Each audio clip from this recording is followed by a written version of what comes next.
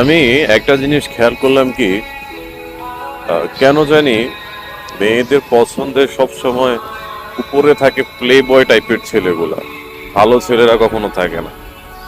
কারণ আমি যতটুকু দেখলাম মেয়েরা সবসময় একটু অ্যাগ্রেসিভ, একটু রোমান্টিক, একটু বোরিং টাইপের ছেলেদেরকে তাদের পছন্দ না। যেসব ভালো ছেলেরাই সবসময় বোরিং হয়, এই জিনিসটা আমি জানি।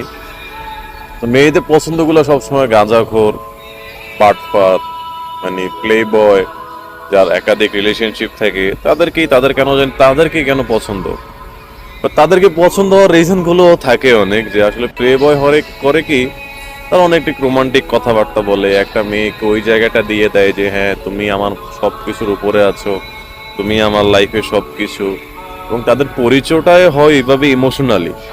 এখন একটা ভালো ছেলের কাছে যখন আপনি যাবেন, বেচারারা যদি আপনি কিছু বলেন, হ্যাঁ সে আপনার কথায় কথায় মুখ